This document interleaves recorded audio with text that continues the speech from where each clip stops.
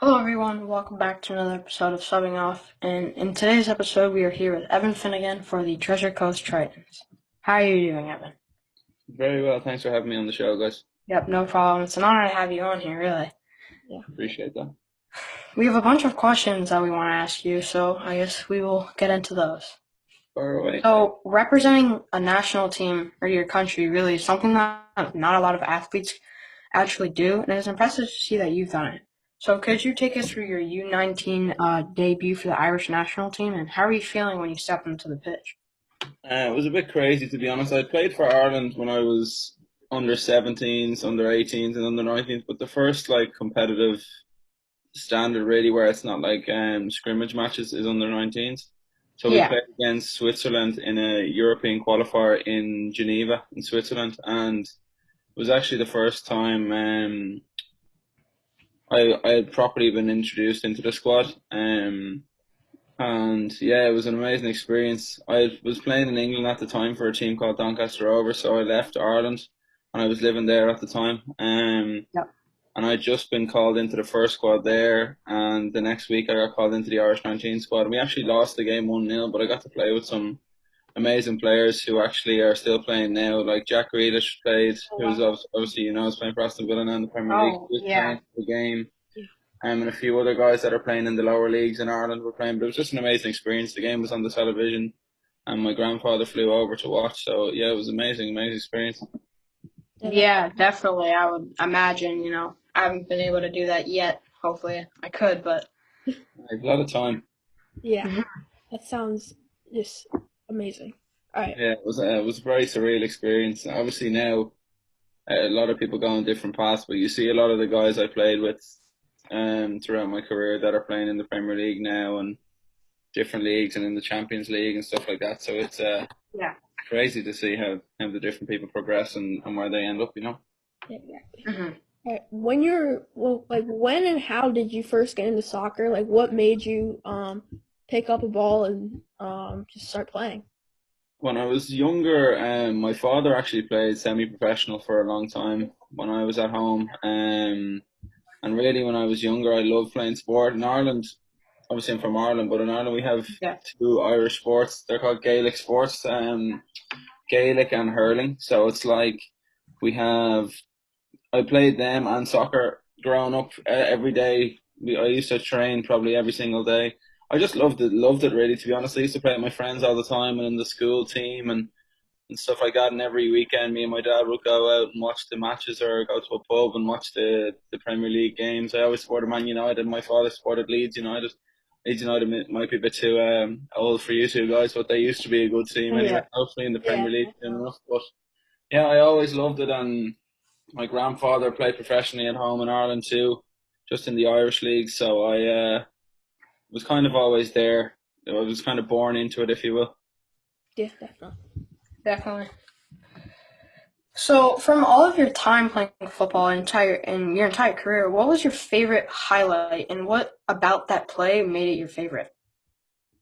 Um, I think my favorite highlight of my whole career of playing football in general would probably be the fact that the people I've met, to be honest, and the places I've gone and the people I've met and the feeling I have from different events. Like I said, playing for your country is an experience that Definitely. you'll never really forget. It's one of those things that like a proud feeling. But the moment I probably remember the most is when I played for Doncaster. I made my debut in the FA Cup, and my granddad was there. That was just a surreal experience. And after that, I signed a new contract like a week later. So it was a surreal experience for me. And obviously, have my granddad over there from Ireland. It was nice, yeah. Yeah, That's But also playing there's a in lot of there's a tournaments lot like the of FA Cup. experiences. Even winning here last year, I played for Kaiser, sorry, in college, and even we won the championship and stuff like that. It's the winning feelings, but at the end of the day, you look back and it's a lot about the people you meet and the experiences you get to share as a team. You know. Yeah, definitely a bond with your teammates is Yeah. something really important Oh, going into the game. yeah. an Um, amazing. It's crazy the people you meet. Like even when I came over here, I met players that were going to college that are playing in the MLS right now. That I played with. and it's Yeah. interesting to see the story and the background. A lot of people, football's a lot about, or soccer, sorry, is a lot about luck and what happens with everything. So it's crazy to see what's going on about and where people end up, you know. And even now, I have a few players playing for Atlanta, a few friends, and the connections just keeps going. You know, it still settles up the whole time from everything. Yeah, Yeah. exactly. Sorry. Yeah. So is there a player that you have always idolized throughout your career? Like, I idolize um Ronaldo, but like, Yeah, of course. you I'm a Man being United fan, so. yeah. But when I was younger growing up, there was a player, might be a bit older for you guys, but his name was Damien Duff. It was an Irish left-footed player. I'm left-footed, so I always used to watch him playing. Also now, probably in again, I was like a big Man United fan, so I used to love watching Ryan Giggs play. Mm. Um, in today's modern football, obviously Ronaldo, Messi are exceptional players. But I really like watching Marcelo play for Real Madrid too. Wow. Yeah. Obviously, I play left back or left midfield, so and going forward, attacking wise, I think he's one of the best in the game. Yeah. Mhm. He's a I phenomenal agree with player. that. So after being on a couple teams in different countries like England and Ireland, how do you adapt to the new atmosphere, like your new coach, your new teammates, and the fans around you? It was hard. So I was very young when I moved to England. I played in Ireland. I moved to England when I was 15 years old. I signed a contract and I moved there. So it was a very surreal experience, and I had to grow up very fast. I was living in my own apartment with one other guy on the team.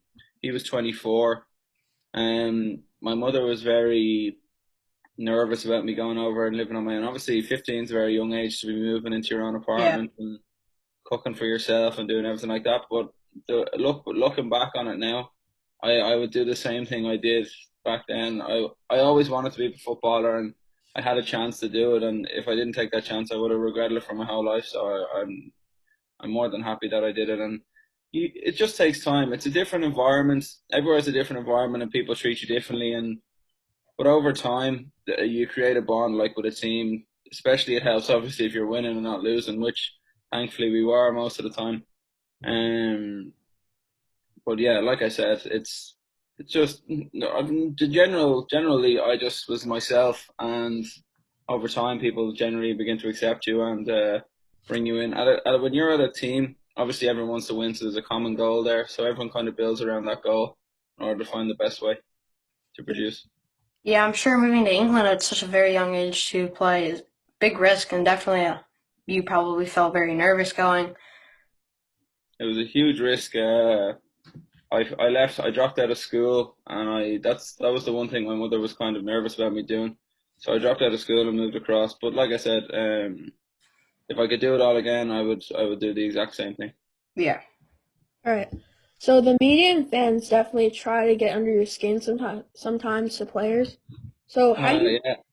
how do you cope with high expectations and pressure going towards you?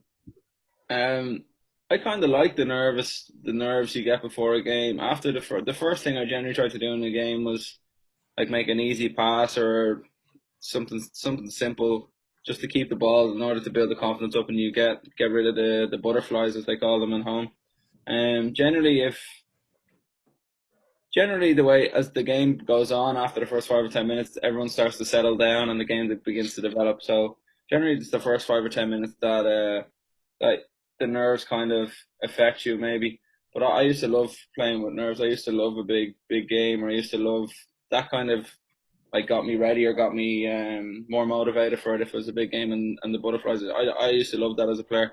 But I can say that when I did play for made my debut for the first team in Doncaster, the first thing I did when I came on, I gave the ball away or I passed it to someone else, and someone in the crowd shouted, "This guy is terrible" or something. But he was sitting beside my granddad, and my granddad nearly got into a fight with the fan over it. So yeah, it's an interesting one, alright. Yeah, definitely mixed opinions throughout the Yeah, fans. of course. Yeah, that's a very different opinion from I guess I would say in my perspective, big games kind of put me in a little bit more of a nervous state, and a lot on the line in those types of games. You have a championship game, trying to win that. Yeah, I mean, I gotta respect you for that. It's something that I really cannot be able to do. You have a lot of time. You have a lot of time left, and you guys are only young. But yeah, I don't know how the big high profile players like I don't know in England right now, or even Ronaldo and all these players. I don't know how they deal with the press and the fans. It's great when you're scoring goals and everything's going well, but when you lose a game or you mess up, that like it's scary what the how easy the fans can turn on you. You know? Yeah. Yeah, I mean, overall, this is pressure that a lot of players have been not able to deal with, and to see you do Oh it yeah. at a younger age is great. Yeah, it was not Not a like I lot of said. people I can do. loved it, and I would do it again. And I always wanted to experience the States and see what it was like here. Unfortunately for me, I injuries and whatnot, and a different perspective on football for me when I came here led me into wanting to be more of in a coaching role rather than maybe full time playing. But like I said to you, I made some amazing connections here, and a lot of friends I have are playing currently in the MLS now. So I'm happy with how it turned out. To be fair. Mhm. Definitely. So, moving on here. Winning a cup is something that few players can actually say that they've done. So, how did you react when you won the Young Alliance Cup? Oh, Or, it was crazy. I just signed for Doncaster and I moved over, like I said, when I was 15 in August, I believe, and the season started mid-August to September. So I booked to go home for Christmas and spend time with my family for 1 week in the end of December. Mhm. However, the cup final happened 1 week before I went home in December, I believe, if I can remember correctly, and I started that game and I didn't have a great first half. I remember correctly, I don't know, things just weren't going the way I wanted it to go. And then I came out in the second half and I crossed the ball and we scored from the cross. And it just kind of lifted me, motivated me something crazy and got my confidence up. And yeah, thankfully we went on to win the game comfortably enough as it was. It was an amazing feeling. Like I said to you, it was my first 6 months in England, and it was the first time I played in the competition, and to win it with the team that was there, especially with the coaches that put the trust in me to bring me over. It was a Yeah. nice experience. It was a great feeling to be fair. Definitely. All right. So when you were the captain of your college, what were your strategies and tactics to lead your whole team? I mean, a captain's role is just a big role. So Yeah, I was at the captain in Monroe, which was the junior college I was at before I came here. It was amazing. The team we had there was phenomenal. I think we only lost 2 games in 40, and the quality of players that we had were ex-professionals that had come from like Red Bull Brazil and teams like that. We were winning most games like 5-6-0. It was a great time. It was a really enjoyable time to be part of such an amazing team. Um, and it was a time I'll never really forget, to be honest. Here, when I came down to Kaiser, things kind of, in my first year, in the second game, I broke my foot. So it was just a freak accident. I twisted on the pitch, but it broke a part of my foot, which meant I had to get surgery, and I was out for 6 months. I was the captain at the time then too, so it was hard for me to sit on the sideline and do rehab and stuff like that for the whole year, which I missed the whole year. So going into it, this was my last year of college playing, and yeah, it was a big year, and I was glad how it turned out. There was a lot of stuff that happened. The school hadn't won the conference or the districts in a long time. And in the final game, or the most important game of the season, we were losing 3-2 with 5 seconds left on the clock. We managed to score with 2 seconds left on the clock to take the game to overtime, and we actually won on PK. So it was an amazing. It was one of those kind of games or experiences that the video doesn't really tell. The being there is like it was something everyone that was playing on that pitch will never ever forget for the rest of their life. When I meet up with some of the guys in 10 or 15 years time now, they will still talk about that moment. So winning the double, the districts and the champ and the league for the school last year, that was a highlight, and it was a nice way to finish my playing career. And now going into the coaching role at Kaiser, it was a nice way to end. Yeah, definitely being a captain when times get tough. Some blame is going to be put on you. Of course. Could escalate pressure. So, Yeah, being a captain, I'm sure, was a very hard role for you. Yeah, I like to not take charge, but I love getting a reaction from players. I love getting the best out of players, and I kind of trying to always find a way to motivate players. Some players are motivated differently, and the way you speak to them, and some players are motivated just naturally. So I don't know why it always is, but I'm very people person. I get on with people very well, so it seems like the captain role just always kind of happened to fall into my lap, and I like it. To be fair, I enjoy it. I enjoy taking responsibility, and I enjoy leading a team. So the COVID-19 coronavirus disease is currently something that is affecting everyone. But how would it affect as a football player? Does the COVID-19 kind of affect your daily routine? Of course, yeah. So as I said, I finished playing in December, and I've gone into the coaching role right now. So I've been looking at players to take into the school next year at Kaiser, and also we had a few trips lined up to go to like Argentina and places like this to view players. Yeah. Obviously, with COVID-19 right now, everything's been at a halt, and there's been no obviously you can't have anyone in for the tour of the campus, or you can't bring any trialists in or any local players that wish to play. So we're going off video footage and similar Zoom calls like this to our team that we have. Everything's a bit Yeah. up in the air. We had a meeting with the school on Monday to determine maybe about coming back, but they still don't know. The goal right now is to come back for June 1st, and then bring the players in for pre-season as scheduled on August 1st. But like I said, with these terrible times right now, we don't really know exactly the plan for going forward. But we are still talking to players. The daily routine when we finish school, our fitness coach he sends out a program every week.